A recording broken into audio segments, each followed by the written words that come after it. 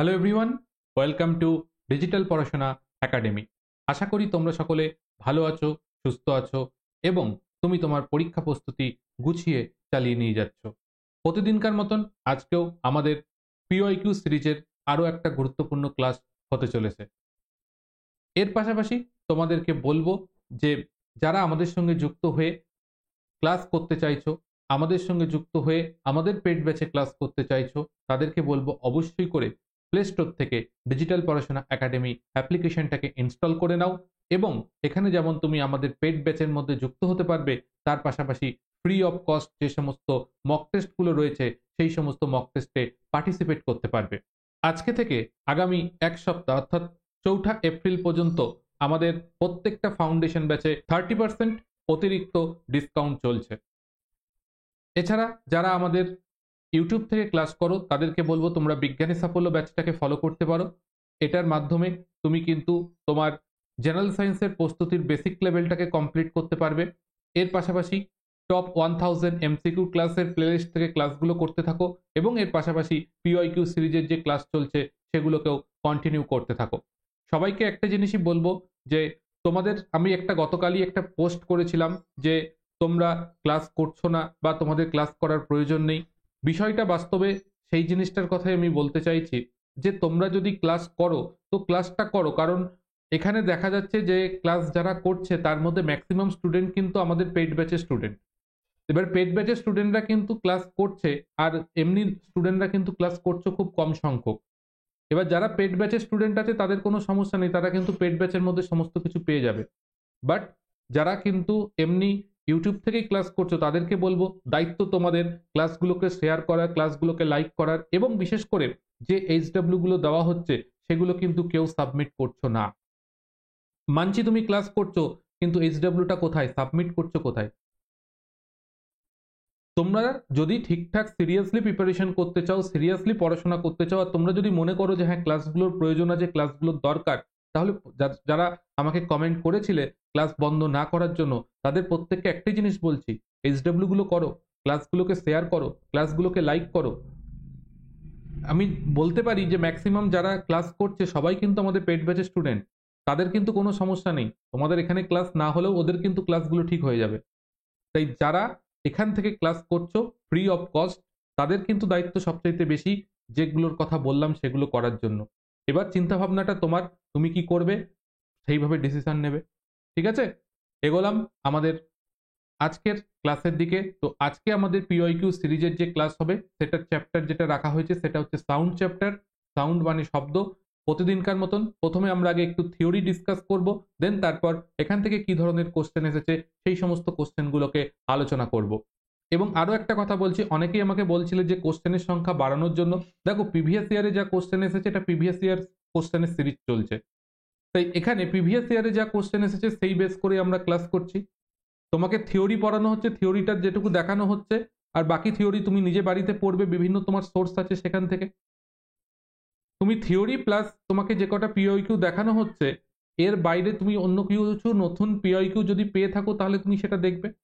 তুমি যে কোনো পিওইকিউ বই নাও, দেখো ম্যাক্সিমাম কোশ্চেন এই রিলেটেড কোশ্চেনই রয়েছে। তো একই কোশ্চেন বারবার প্র্যাকটিস করিয়ে সময় নষ্ট করে তো লাভ নেই, বরং তুমি সেই সময়টাকে থিওরি পড়ায় দাও। থিওরি পড়লে অনেক বেশি উপকার হবে। থিওরি পড়ো, তার পাশাপাশি যেটুকু প্রিভিয়াস ইয়ার কোশ্চেন দেখানো হচ্ছে সেটুকু প্রিভিয়াস ইয়ার কোশ্চেনটাকে পড়ো। স্ট্র্যাটেজিটা ঠিক করো কিভাবে পড়াশোনা করতে হবে, কারণ স্ট্র্যাটেজি যদি তোমার ঠিকঠাক না থাকে তাহলে পারে কিন্তু হাজার পরিশ্রম করলেও পরিশ্রমটা পণ্ড হয়ে যাবে। থিওরির প্রতি গুরুত্ব দাও, থিওরিটাকে আরো ভালো করে পড়ো। এখানে যেটুকু আমার তরফ থেকে সম্ভব হচ্ছে আমি করিয়ে দিচ্ছি, বাকিটা তোমরা যে সোর্স থেকে পড়ছো পড়াশোনা করছো সেই সোর্স থেকে সেই থিওরিটাকে পুরো কমপ্লিট করো। দেন তুমি পিওইকিউ কোশ্চেনও পেয়ে গেলে, কয়েক যে কটা দেখানো হচ্ছে তুমি যে কোনো বললাম তো পিওইকিউ বই নাও, নিয়ে সেখানে খুঁজে দেখো একই পিওইকিউ কোশ্চেন তুমি পাবে, ওই রিলেটেড পিওইকিউ কোশ্চেন পাবে। তাই সবকিছু করিয়ে সময় নষ্ট করে তো লাভ নেই, বরং থিওরিটা পড়ো সেই সময়টা কাজে লাগিয়ে। আর ওই যে 1000 এমসিকিউ তো করাচ্ছি, সেখানে তোমরা ক্লাস করবে, তাহলে আরো নতুন নতুন কোশ্চেনের সঙ্গে তোমরা পরিচিত হবে। এই হলো বিষয়। তো চলো শুরু করা যাক আজকের ক্লাস। তো প্রথমে শব্দ, শব্দ কি জিনিস সেটা সম্বন্ধে আমাদের জানতে হবে। তো শব্দ হচ্ছে যে কোনো বস্তুর যদি কম্পন হয়, অর্থাৎ কোনো বস্তুকে যদি ভাইব্রেট করা হয়, ভাইব্রেশন হলে পারেই সেখান থেকে কিন্তু শব্দ উৎপন্ন হয়। যে কোনো বিষয়ের ভাইব্রেশনের ফলেই কিন্তু শব্দ উৎপন্ন হয়। তাই বলছে কম্পনশীল কোনো বস্তু থেকে উৎপন্ন শক্তি যেটাই হচ্ছে শব্দ, যা জ্বর মাধ্যমের মধ্যে দিয়ে বিস্তার লাভ করে। এটা কি করে? জ্বর মাধ্যমের মধ্যে দিয়ে বিস্তার লাভ করে। ঠিক আছে, এটা একটা তরঙ্গ আকারে বিস্তার লাভ করে, যে তরঙ্গটাকে বলা হয় মেকানিক্যাল ওয়েভ বা যান্ত্রিক তরঙ্গ। যান্ত্রিক তরঙ্গ শব্দ কি? শব্দ একটা কিন্তু যান্ত্রিক তরঙ্গ। এটা কি করে? আমাদের মস্তিষ্কে একটা বিশেষ অনুভূতির সৃষ্টি করে, আমাদের মস্তিষ্কে একটা বিশেষ শ্রবণ অনুভূতির সৃষ্টি করে। যে কোনো কম্পমান বস্তুই হলো শব্দের উৎস। শব্দের উৎসকে বলা হয় সনক, অর্থাৎ যে বস্তুটা কাঁপছে, যা থেকে শব্দ উৎপন্ন হচ্ছে, সেই বস্তুটাকে আমরা বলবো সনক, বা বলতে পারি সনকের কম্পনের ফলেই বস্তুতে শব্দের উৎপত্তি হয় এবং শব্দ একটা যান্ত্রিক তরঙ্গ, যেটা আমাদের মস্তিষ্কে একটা বিশেষ ধরনের অনুভূতির সৃষ্টি করে। এবং শব্দ পরিবহনের জন্য মাধ্যমের প্রয়োজন হয়, সেটা জ্বর মাধ্যমের মধ্যে দিয়েই শব্দ তরঙ্গ আকারে বিস্তার লাভ করে।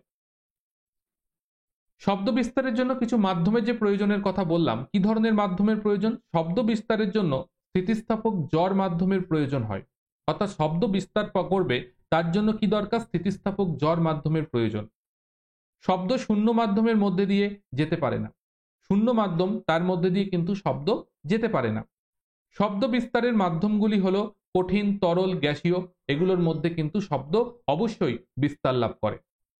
নেক্সট বলছে যে শূন্য মাধ্যমের মধ্যে দিয়ে শব্দ যেতে পারে না, তাই এই কারণে সূর্য বা চাঁদে যদি বিস্ফোরণ হয়, সেই বিস্ফোরণের শব্দ আমরা পৃথিবী থেকে শুনতে পাবো না, কারণ সূর্যে তো প্রতিনিয়ত বিস্ফোরণ ঘটে চলেছে। এবং চাঁদের মধ্যেও যদি আমরা কোনোভাবে এক্সক্লুসিভ নিয়ে গিয়ে বিস্ফোরণ ঘটাই, তাহলে সেই শব্দ কিন্তু আমরা পৃথিবীতে থেকে শুনতে পাবো না, কারণ মাঝখানে মহাশূন্য রয়েছে, যার মধ্যে দিয়ে শব্দ আসবে না। এমনকি চাঁদের মধ্যে যদি মহাকাশচারীরা যায়, তাহলে তারা যদি কথা বলে, একজন কথা বললে আরেকজন শুনতে পারবে না। সেই কারণে কি করতে হয়? বেতারের সাহায্য নিয়ে চাঁদের মধ্যে কথা বলতে হয়, যেহেতু চাঁদের মধ্যে বায়ুমণ্ডল নেই। আলো শূন্য মাধ্যমে যেতে পারে, কিন্তু শব্দ যেতে পারে না। এই জন্য সূর্য বা চাঁদ থেকে পৃথিবীতে আলো আসে, কিন্তু শব্দ আসতে পারে না। নেক্সট আমরা চলে যাচ্ছি যে শব্দকে আমরা তাদের কম্পাঙ্কের উপর ভিত্তি করে তিনটে ভাগে ভাগ করতে পারি। একটাকে বলা হচ্ছে শব্দতর শব্দ, বা যেটাকে বলা হয় ইনফ্রাসনিক সাউন্ড। একটাকে বলা হয় শ্রুতিগোচর শব্দ, বা যাকে বলা হয় অডিবল সাউন্ড। আর একটা হচ্ছে শব্দতর শব্দ, যেটাকে বলা হয় আল্ট্রাসনিক সাউন্ড। তাহলে শব্দতর শব্দ, যে সমস্ত শব্দের কম্পাঙ্ক সেকেন্ডে 20 বারের কম, সেগুলোকে বলা হয় ইনফ্রাসনিক শব্দ।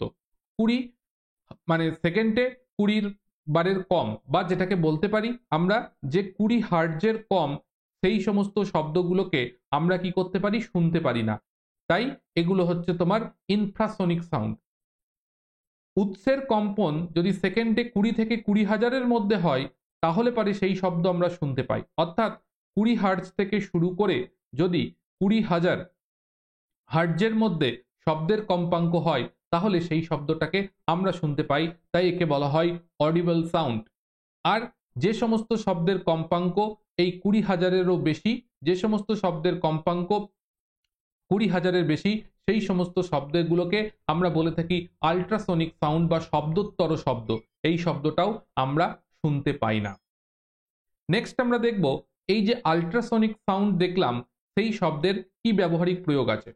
সমুদ্রের গভীরতা নির্ণয় করতে এবং সমুদ্রের জলে মাছের ঝাঁকের উপস্থিতি জানতে ব্যবহার করা হয়। ডুবো পাহাড়ের অবস্থান আছে কিনা সেটা নির্ণয় করতে কাজে লাগে।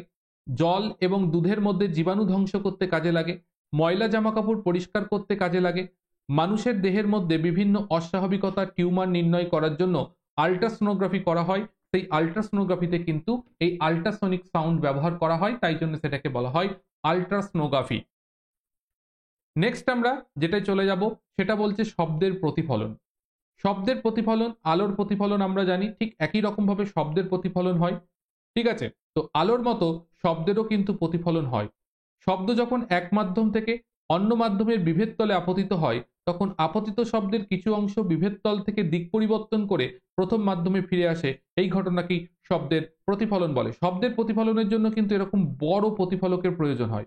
এবার এখান থেকে আমরা একটা সাউন্ড করলাম, সেই সাউন্ডটা কি হচ্ছে, যাচ্ছে এই পথে। এখানে আমরা কি করলাম, একটা সাউন্ড করলাম, সেই সাউন্ডটা কি হলো, এই পথে গেল, গিয়ে কোথায় লাগলো, প্রতিফলকে লাগলো, লেগে প্রতিফলক থেকে এই যে দিক পরিবর্তন করে যে ফিরে আসলো, এই ঘটনাটাকে বলা হয় শব্দের প্রতিফলন।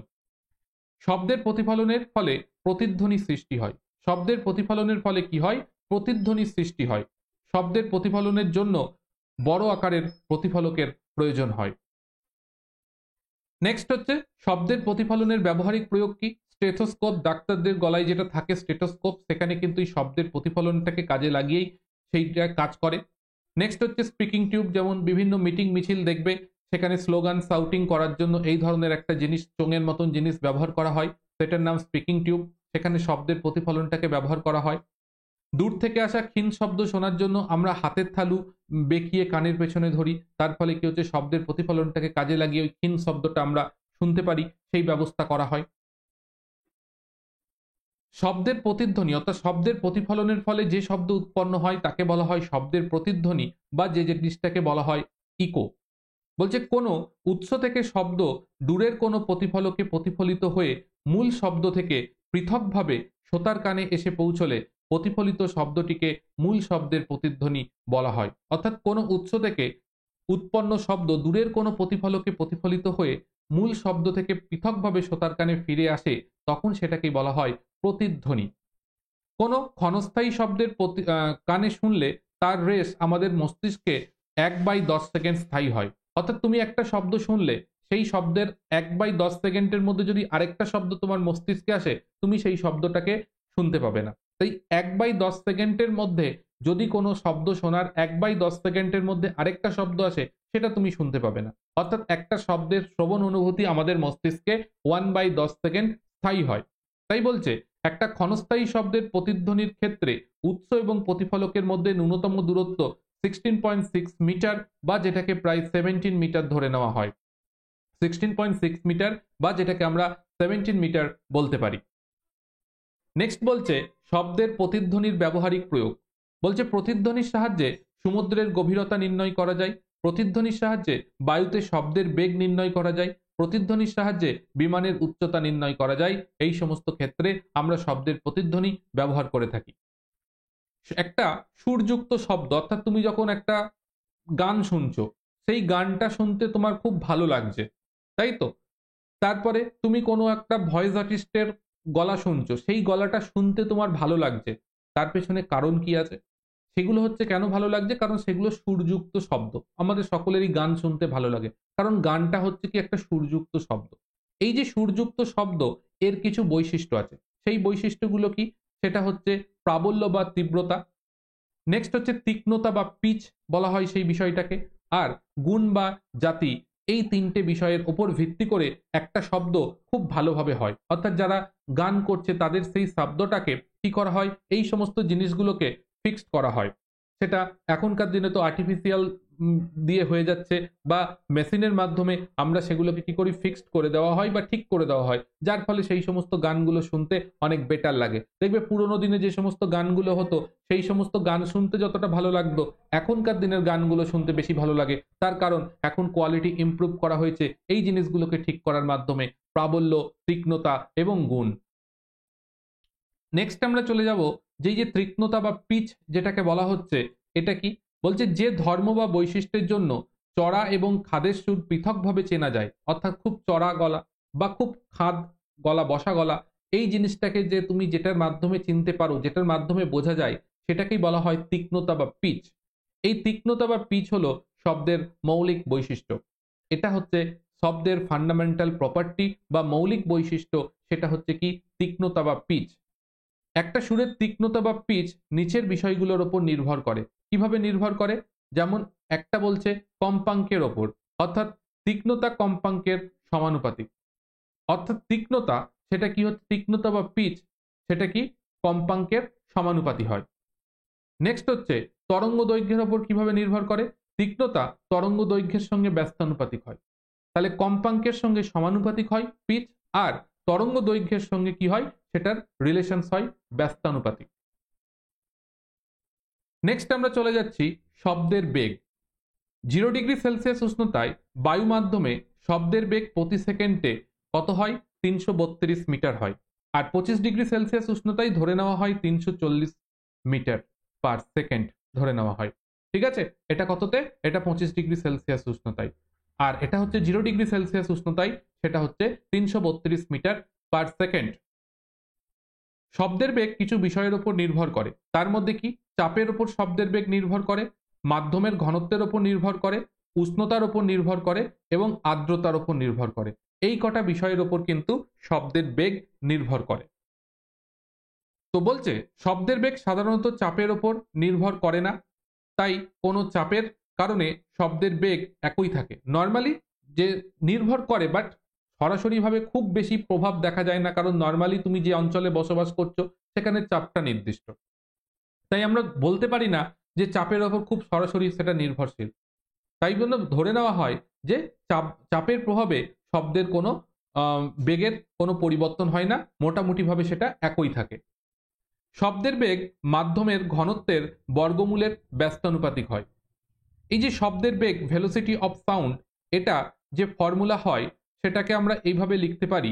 ঠিক আছে, এই বিষয়টাকে আমরা এইভাবে লিখতে পারি। কিভাবে লিখতে পারি?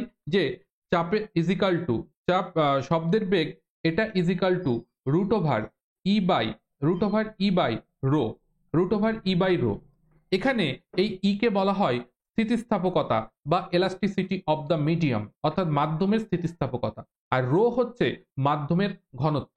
তাহলে একটা কোনো মাধ্যমে শব্দের বেগ দুটো জিনিসের উপর নির্ভর করবে, একটা হচ্ছে মাধ্যমের এলাস্টিসিটি আর একটা হচ্ছে মাধ্যমের ঘনত্ব। কিভাবে নির্ভর করে? মাধ্যমের স্থিতিস্থাপকতার বর্গমূলের সঙ্গে সমানুপাতিক এবং মাধ্যমের ঘনত্বের সঙ্গে ব্যস্তানুপাতিক হয়। তাই বলছে শব্দের বেগ মাধ্যমের ঘনত্বের বর্গমূলের ব্যস্তানুপাতিক হয়। এই কারণে কি হয়, লঘু মাধ্যমে শব্দের বেগ বেশি হয় আর ঘন মাধ্যমে শব্দের বেগ কম হয়। কারণ ওই যে ঘনত্ব বেশি, তার ফলে কি হচ্ছে, বেগ কম হবে। আর ঘনত্ব কম হলে সেখানে কি হবে, বেগ বেশি হবে। এবার এখানে কয়েকটা মাধ্যমে শব্দের বেগ দিয়ে দিয়েছে, এটা একটু মুখস্থ রাখার চেষ্টা করতে হবে এবং এটা 0 ডিগ্রি সেলসিয়াস হিসাবে দেওয়া আছে।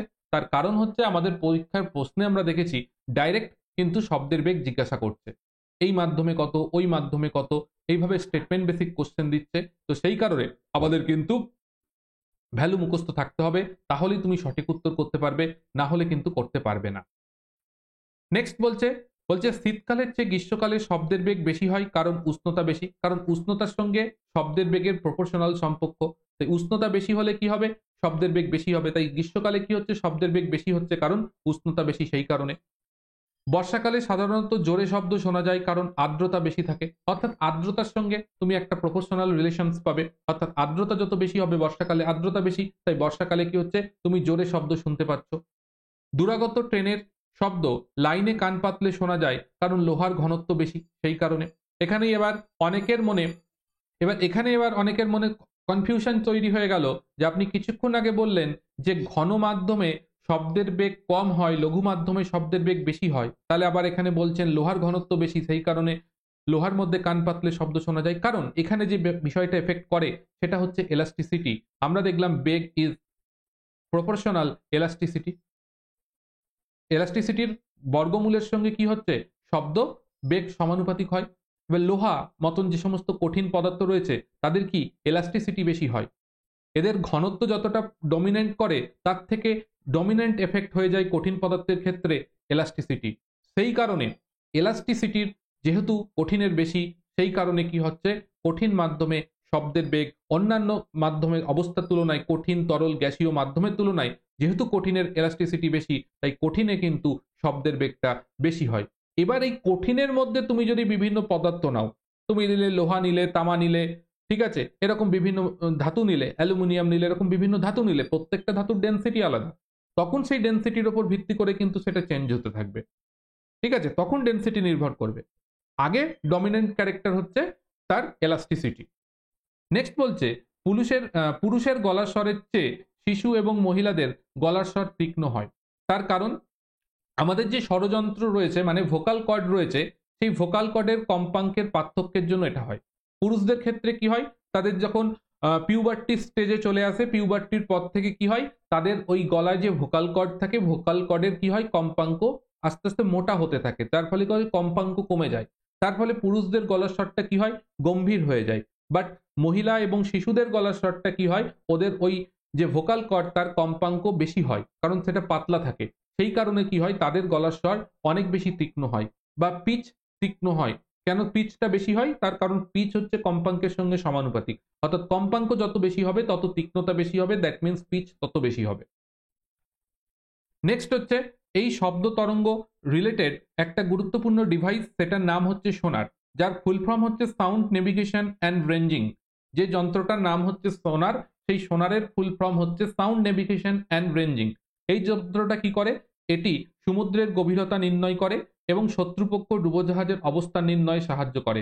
এবং এই যন্ত্রে যে শব্দ তরঙ্গ ইউজ করা হয় সেটার নাম হচ্ছে আল্ট্রাসনিক সাউন্ড। এই যন্ত্রে কিন্তু ইউজ করা হয়। তো এই পর্যন্ত ছিল আমাদের থিওরি পার্ট। আমরা খুব অল্পের মধ্যে সম্পূর্ণ থিওরিটাকে বলার চেষ্টা করলাম। এর থেকেও আরো কিছু জিনিস কিন্তু তোমাদের পড়াশোনা করতে হবে, এটাই শেষ না। কারণ এটা একটা বেসিক লেভেল জিনিস, তোমাকে ধারণা দিয়ে দেওয়া হলো যে শব্দ কি জিনিস এবং এই রিলেটেড কি ইনফরমেশন আছে গুরুত্বপূর্ণ, তার একটা ওভারভিউ মনে করো তোমাকে দিয়ে দেওয়া হয়েছে। এবার এই রিলেটেড আরো যেসব জিনিস আছে সেগুলো কিন্তু তোমাকে পড়াশোনা করে রেডি হতে হবে। তো এই ধরনের ভাবে, এই রকম ভাবে যদি তুমি মনে করো পড়াশোনা করতে চাও, তাহলে অবশ্যই করে আমাদের যে সমস্ত পেইড ব্যাচগুলো রয়েছে, যেটা দেখো একটা জেনারেল সায়েন্স ফাউন্ডেশন ব্যাচ রয়েছে, এই ব্যাচটাই ভর্তি হতে পারো। কারণ এখানে তুমি কি কি ডিটেলস আছে সবকিছু পেয়ে যাচ্ছ, উইথ এখানে কিন্তু এনসিইআরটি লাইন বাই লাইন পড়ানো হবে এবং এখানে কিন্তু A to Z তোমার সম্পূর্ণ জেনারেল সায়েন্স কভার হয়ে যাবে, ফিজিক্স, কেমিস্ট্রি অ্যান্ড বায়োলজি। এর পাশাপাশি বলে করে দিই যে আমাদের 20 এপ্রিল 2026 পর্যন্ত এখনো এই ব্যাচটার কিন্তু ভ্যালিডিটি রয়েছে। তাই যাদের প্রয়োজন আছে তারা অবশ্যই কিন্তু ভর্তি হয়ে যেতে পারো, তারপর কিন্তু ভ্যালিডিটি কমে যাবে। আর একটা গুরুত্বপূর্ণ বিষয়, এই এখন থেকে এক সপ্তাহ পর্যন্ত কি হচ্ছে, আমাদের 30% ডিসকাউন্ট চলছে। তাই এই ব্যাচটাই কিন্তু তুমি অবশ্যই 30% ডিসকাউন্ট পাবে, কারণ এটা হচ্ছে আমাদের একটা ফাউন্ডেশন ব্যাচ। তাই যাদের প্রয়োজন আছে তারা সেটা চিন্তা ভাবনা করবে। এর পাশাপাশি যারা কেবলমাত্র এনসিইআরটি পড়তে চাইছো, তাদের জন্য বলবো আমাদের এই এনসিইআরটির ওপর ভিত্তি করে একটা ব্যাচ রয়েছে, সেটার নাম লক্ষ্যভেদ। তো এই ব্যাচটাই তুমি যুক্ত হতে পারো। এই ব্যাচটার কোর্স ফি এখন চলছে এই টাকাটা, এটার ওপর কোনো ডিসকাউন্ট নেই, ডাইরেক্ট এই টাকা দিয়ে তোমাকে পারচেস করতে হবে। এবং তার পাশাপাশি মনে রাখবে যে এই ব্যাচের মধ্যে পড়লে তোমার সম্পূর্ণ এনসিইআরটি বই কমপ্লিট হয়ে যাবে এবং ডিটেলসে কি পড়ানো হবে সবটাই দেখবে আমাদের এই একটা ভিডিও বানিয়ে দেওয়া আছে কোর্স লঞ্চের, সেখান থেকে তুমি সমস্ত ডিটেলসটা জেনে নিতে পারবে।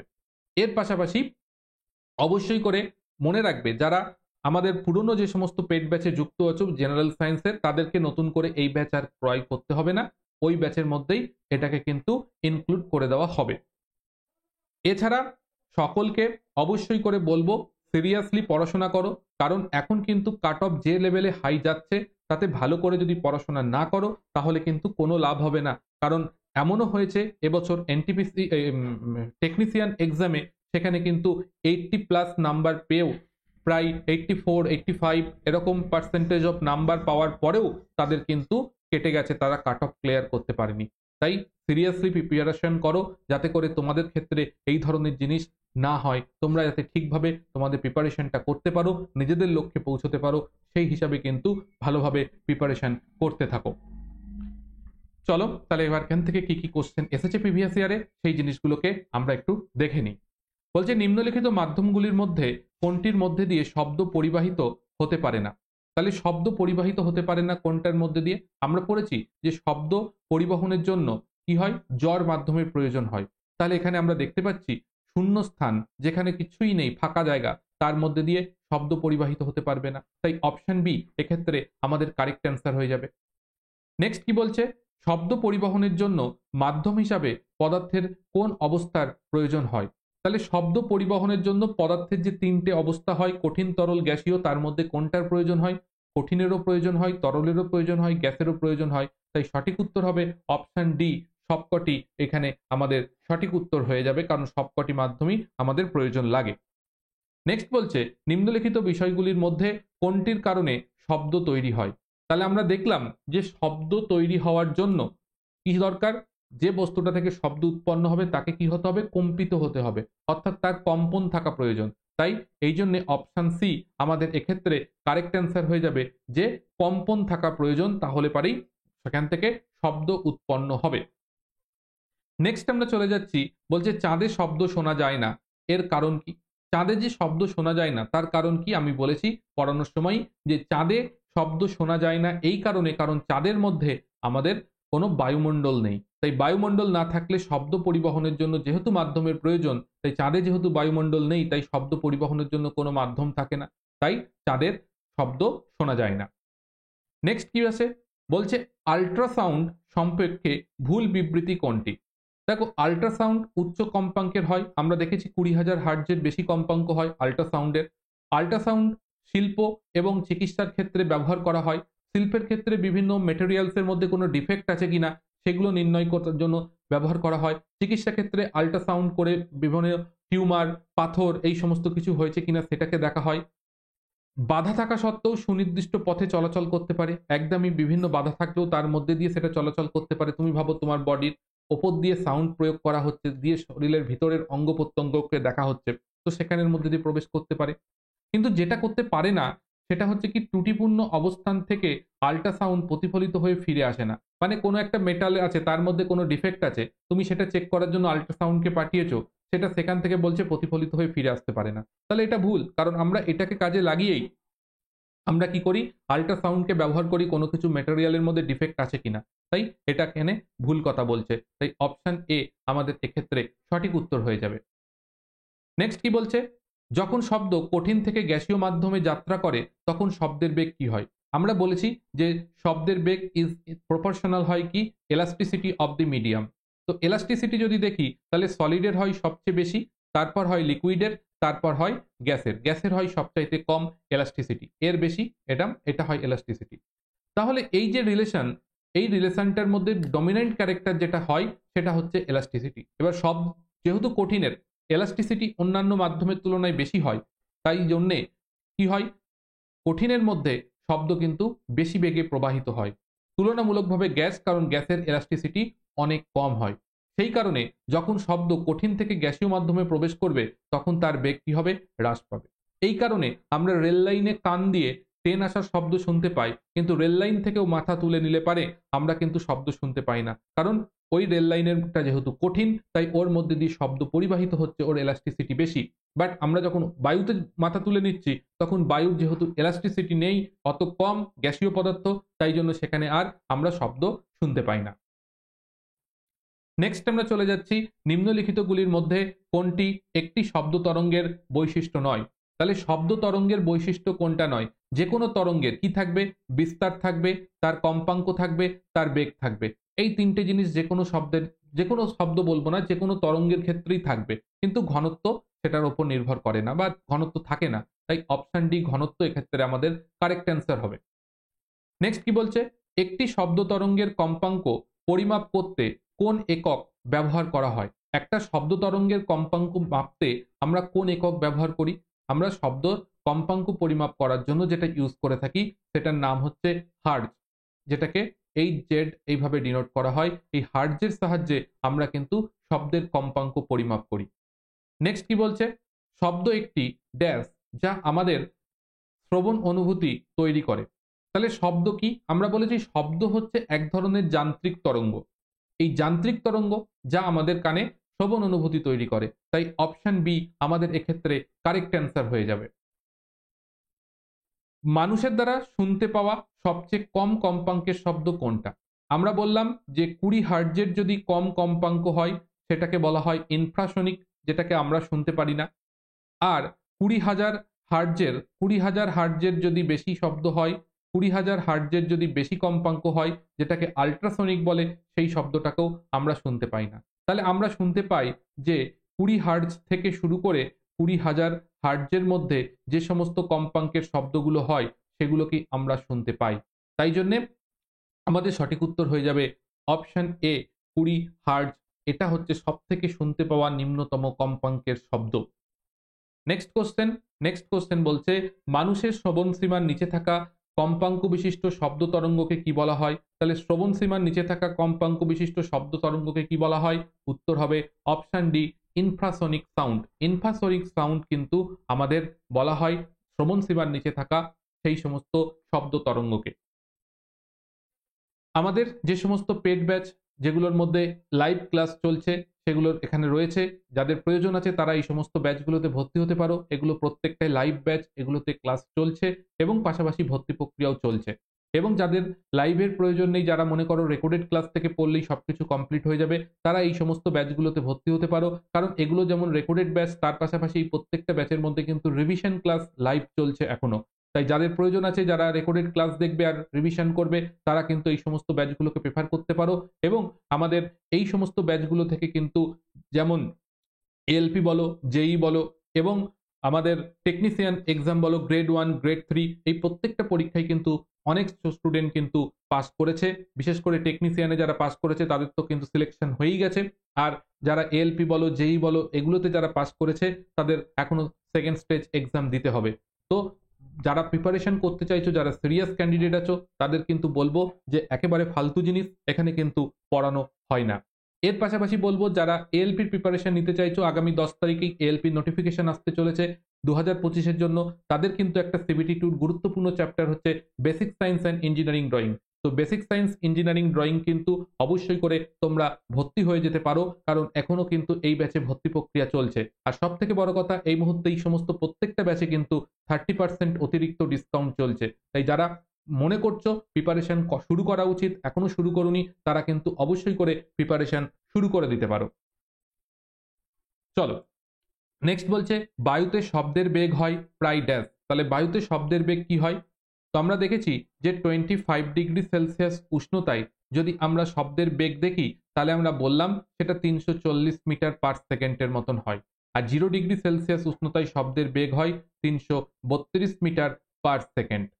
তো আমাদের এখানে যা ভ্যালু দিয়েছে সেখানে আমাদের দেখতে হবে কাছাকাছি ভ্যালু কোনটা আছে। তো আমরা দেখতে পাচ্ছি 340-এর কাছাকাছি যে ভ্যালু রয়েছে সেটা 343। তাই আমরা অপশন এটাকেই কারেক্ট হিসাবে এক্ষেত্রে নিয়ে নেব। এই সমস্ত কোশ্চেন যখন আসবে তখন তোমাকে ওই অ্যাপ্রক্সিমেট ভ্যালুটাকে দেখেই চিন্তা করতে হবে যে ওই ভ্যালুটা আমরা জানি 25°তে এত হয় আর 0°তে এত হয়, তাহলে আমরা 25°তে যেটা হয় তার কাছাকাছি বা 0°তে যেটা হয় তার সবচেয়ে কাছাকাছি ভ্যালু কোনটা আছে সেটা আমাদের কারেক্ট অ্যান্সার হবে। তাই আমাদের এটা এক্ষেত্রে কারেক্ট অ্যান্সার হয়ে যাবে। নেক্সট কি বলছে, নিম্নলিখিত বাক্যগুলির মধ্যে কোনটি সঠিক শব্দের বেগ হয়? বলছে কোনটা সঠিক বলতে হবে, শব্দের বেগ কি হয়? বলছে শীতের তুলনায় গ্রীষ্মে কম হয়, না একদমই না। শীত ও গ্রীষ্মে একই থাকে, একদমই না। আবহাওয়ার উপর নির্ভরশীল না, সেটাও বলা যায় না। শীতের তুলনায় গ্রীষ্মে বেশি হয়, একদম ঠিক কথা বলছে যে শীতের তুলনায় গ্রীষ্মকালে কিন্তু শব্দের বেগ কি হয়, বেশি হয়। নেক্সট আমরা পরবর্তী কোশ্চেনে চলে যাচ্ছি। বলছে যে কোনো মাধ্যমে শব্দের বেগ বৃদ্ধি পায় যদি আমরা ড্যাশ বৃদ্ধি করি। তাহলে কোনো মাধ্যমে শব্দের বেগ তখনই বৃদ্ধি পাবে যখন আমরা তাপমাত্রা বৃদ্ধি করব। তাই অপশন এ তাপমাত্রা এক্ষেত্রে আমাদের কারেক্ট অ্যান্সার হবে।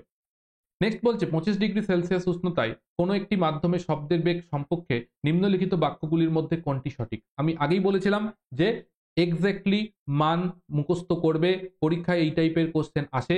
দেখতেই পাচ্ছ বেশি দূরে না, এনটিপিসি এক্সামেই কিন্তু এসেছিল 2021-এ। তো সেই জন্য এক্স্যাক্ট ভ্যালুগুলোকে মুখস্থ করার চেষ্টা করো, না হলে পারে কিন্তু উত্তর করতে পারবে না। দেখো সমুদ্রের জলে শব্দের বেগ বলেছে 1531 মিটার পার সেকেন্ড, কথাটা ঠিক।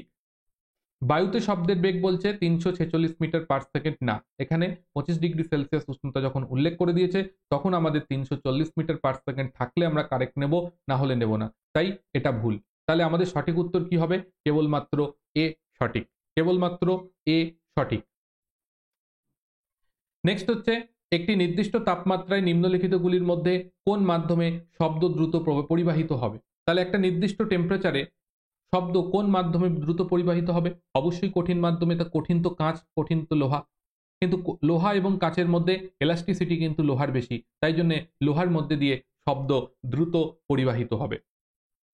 নেক্সট কি বলছে, নিম্নলিখিত কোন মাধ্যমে কোনটির মাধ্যমে শব্দ তরঙ্গকে প্রকাশ করা যায় না? অর্থাৎ নিম্নলিখিত কোনটার মাধ্যমে একটা শব্দ তরঙ্গকে তুমি প্রকাশ করতে পারবে না?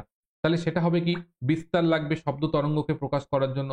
শব্দ তরঙ্গকে প্রকাশ করার জন্য কম্পাঙ্কের দরকার। শব্দ তরঙ্গকে প্রকাশ করার জন্য বেগের প্রয়োজন, কিন্তু হার্জ প্রয়োজন নেই। হার্জ হচ্ছে একটা ইউনিট, যেটা হচ্ছে কম্পাঙ্কের একক। নেক্সট কি বলছে, শব্দের পিচ নিম্নলিখিত কোনটির উপর নির্ভর করে? পিচ মানে কি বললাম? তীক্ষ্ণতা। তাহলে শব্দের তীক্ষ্ণতা বা পিচ কোনটার উপর নির্ভর করে? কম্পাঙ্কের উপর নির্ভর করে। অর্থাৎ কম্পাঙ্কের সঙ্গে সমানুপাতিক সম্পর্ক হয় শব্দের এই পিচ বা তীক্ষ্ণতা আর তরঙ্গ দৈর্ঘ্যের সঙ্গে ব্যস্তানুপাতিক সম্পর্ক হয়। তাই আমাদের এক্ষেত্রে সঠিক উত্তর হচ্ছে কম্পাঙ্কের ওপর বিষয়টা নির্ভরশীল। নেক্সট কোশ্চেন বলছে শব্দের প্রতিধ্বনি শোনার জন্য শব্দের উৎস এবং প্রতিফলকের মধ্যে ন্যূনতম দূরত্ব কত হওয়া প্রয়োজন। 25°C উষ্ণতার ক্ষেত্রে আমরা মনে রাখবো সেটা হচ্ছে 17 মিটার হওয়া উচিত। 17 মিটার হলে পারে আমরা প্রতিফলক এবং মধ্যে ন্যূনতম দূরত্ব, শ্রোতা এবং প্রতিফলক এবং শব্দের উৎস এই তিনটে জিনিসের বিষয়ের মধ্যে 17 মিটারের ডিস্টেন্স থাকলে আমরা শব্দের প্রতিধ্বনি শুনতে পাবো। সোনার হলো এমন একটি যন্ত্র যেখানে আল্ট্রাসনিক তরঙ্গ ব্যবহার করে ড্যাশে থাকা বস্তুর দূরত্ব, অভিমুখ এবং বেগ পরিমাপ করা যায়। তাহলে সঠিক উত্তর কি হবে? আমরা দেখেছি সোনার ইউজ করা হয় জলের নিচে থাকা কোনো বস্তুর অবস্থান, দূরত্ব, অভিমুখ, বেগ এগুলো পরিমাপ করার জন্য। তাই অপশন ডি এক্ষেত্রে আমাদের কারেক্ট অ্যান্সার হয়ে যাবে। নেক্সট দেখো দিয়েছে কি একটি শব্দ তরঙ্গের কম্পাঙ্ক 50 হার্জ এবং তরঙ্গ দৈর্ঘ্য হচ্ছে 4 মিটার। তাহলে শব্দ তরঙ্গের বেগ কত হবে সেটা হচ্ছে আমাদের এখানে প্রশ্ন দিয়েছে। তাহলে এখানে মনে রাখবে যে তরঙ্গ বেগের ফর্মুলা কি। তরঙ্গ বেগের ফর্মুলা হচ্ছে কি? তরঙ্গ বেগের ফর্মুলা হচ্ছে তরঙ্গ বেগ ইজ ইকাল টু কম্পাঙ্ক ইনটু তরঙ্গ দৈর্ঘ্য।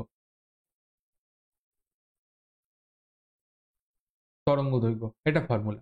তাহলে তরঙ্গ বেগ সেটা ইজ ইকাল টু এখানে আমাদের কম্পাঙ্ক কত বলেছে সেটা এটা ইনটু আমাদের তরঙ্গ দৈর্ঘ্য কত বলেছে এটা। তাহলে গুণ করলে কত হচ্ছে 4 × 5 = 20, তাহলে 200 মিটার পার সেকেন্ড এটা আমাদের তরঙ্গ বেগ।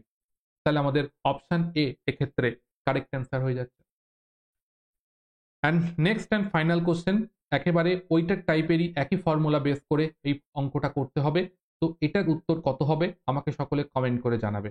দেখব যতজন ক্লাস করছে সেই সাপেক্ষে কতগুলো উত্তর এলো, সেই হিসাবে আমরা সিদ্ধান্ত নেব এর পরবর্তী ক্লাস কন্টিনিউ হবে কি হবে না। এটা আমি প্রত্যেকটা স্টুডেন্টদেরই বললাম। যারা আমার পেড ব্যাচের স্টুডেন্ট ক্লাস করছো তাদেরকেও বলছি, যারা আমাদের ইউটিউব থেকে ক্লাস করা স্টুডেন্ট আছো তাদেরকে বলছি, যারা হঠাৎ করে ইউটিউব দেখতে এসে ক্লাস পেয়ে দেখছো যারা সাবস্ক্রাইব করুনি তাদেরকেও বলছি। প্রত্যেকটা স্টুডেন্টদেরই বলছি কারণ আমার চোখে প্রত্যেকটা স্টুডেন্টই সমান। তাই বলছি এই এইচডব্লিউটার উত্তর অবশ্যই করে করে জানাবে। এটা জানাতে তো এমন কিছু বাহুল্য ব্যাপার না, সূত্র দেখিয়ে দিয়েছি, সব দেখিয়ে দিয়েছি, জাস্ট শুধু উত্তরটা কত হবে নিচে কমেন্ট সেকশনে লিখবে। এখন ক্লাসটাকে পজ করে দিয়েও তুমি উত্তরটাকে লিখে দিতে পারো, যে নতুন করে তোমাকে ডেটা নষ্ট করে আবার ক্লাস করতে হবে তা তো না। এখনই তুমি উত্তরটা এইটাকে ভিডিওটাকে পজ করে করে দিতে পারো। তো দেখবো কতজন স্টুডেন্ট ক্লাস করলো আর কতজন স্টুডেন্ট সেখানে উত্তরটা দিল, তা থেকে আমাদের কাছে বিষয়টা পরিষ্কার হয়ে যাবে যে আদৌ তোমরা ক্লাস করতে চাও কি করতে চাও না। প্রত্যেককে বলবো তুমি তোমার নিজেরটাকে নিয়ে ভাবো, অন্যে কি করলো না করলো সেটা ভাবতে হবে না। এবং অবশ্যই করে বলবো যে তোমাদের জন্য খেটে খুঁটে এইভাবে ক্লাস তৈরি করে ক্লাস করাই অনেক কাজ থাকে, তারপরেও তোমাদের জন্য এই ক্লাসগুলোকে নিয়ে আসছি তোমাদের যাতে কিছু উপকার হয়, কিছু সুবিধা হয় সেই জন্য। তার সাপেক্ষে বেশি কিছু করতে বলি না, তার সাপেক্ষে একটাই জিনিস করতে বলি যে তোমরা ক্লাসগুলো করছো, ক্লাসগুলোকে তোমাদের ফ্রেন্ড সার্কেল বিভিন্ন জায়গা রয়েছে সেখানে তোমরা একটু শেয়ার করো এবং তার পাশাপাশি অবশ্যই একটু লাইকটা করো। তাহলে পারি আমরা আরো বেশি উৎসাহিত হব যে তোমাদের জন্য আরো ক্লাস আনার জন্য। এবং তার পাশাপাশি অবশ্যই করে বলবো যে এই জিনিসটাকে গুরুত্বপূর্ণভাবে করো, যে এইচডব্লিউ যেটা দেওয়া হলো সেটা কমেন্ট করে অবশ্যই জানাবে যে তার উত্তরটা কি হবে। এবার ডিসিশন তোমাদের, তোমরা কি করবে, যে তোমরা আদৌ আগামী দিনে ক্লাস করতে চাও নাকি ক্লাস করতে চাও না সেটা আমরা এখান থেকে পরিষ্কার হয়ে যাবে। আর যারা আমাদের সঙ্গে যুক্ত হয়ে একদম কনসেপচুয়াল চ্যাপ্টার ওয়াইজ ক্লাস করতে চাইছো তাদের জন্য জেনারেল সায়েন্স, ম্যাথ, রিজনিং এর উপর কিন্তু ক্লাস অ্যাভেলেবেল রয়েছে পেইড ব্যাচ, যেগুলো আমাদের ডিজিটাল পড়াশোনা একাডেমি অ্যাপ্লিকেশন থেকে পেয়ে যাবে। তো যাদের প্রয়োজন আছে তারা অবশ্যই করে এখানে গিয়ে দেখা করতে পারো। এবং আমাদের যে টেলিগ্রাম চ্যানেল রয়েছে সেখানে অবশ্যই করে যুক্ত থাকো। এখানে যুক্ত থাকলে পারে তুমি ক্লাসের নোটিফিকেশন, ইম্পর্টেন্ট আপডেট এবং মক টেস্টের যাবতীয় লিঙ্ক যখন মক টেস্ট নেওয়া হবে সেগুলো সব সম্বন্ধে জানতে পেরে যাবে। আর ফাইনালি সকলকে একই কথা বলবো, যারা আজকে নতুন এবং ফার্স্ট টাইম ক্লাস করছো অবশ্যই করে সাবস্ক্রাইব করে যুক্ত থাকো এবং এতক্ষণ ধরে যে ক্লাসটা দেখলে যাওয়ার পথে অবশ্যই করে একটা লাইক করে যেও এবং তোমার ফ্রেন্ড সার্কেল বা যেখানেই হোক তুমি একটু শেয়ার করো। এবং তুমি যেভাবে ফ্রি অফ কস্ট শিখছো সেভাবে যেন আরো 5 জন 10 জন শিখতে পারে সেই বিষয়টাকে সিওর করার জন্য দায়িত্বটা তোমাদের। তোমরাই পারো সবকিছু করতে, তোমরাই পারো সবকিছু বন্ধ করতে। সবকিছু তোমাদের হাতে, তোমরা কি করবে তোমরা সেই সিদ্ধান্তটা নাও এবং সেই মোতাবেক কাজ করতে থাকো। দেখা হবে পরবর্তী ক্লাসে। ততক্ষণ পর্যন্ত সকলে ভালো থেকো, সুস্থ থেকো, সকলকে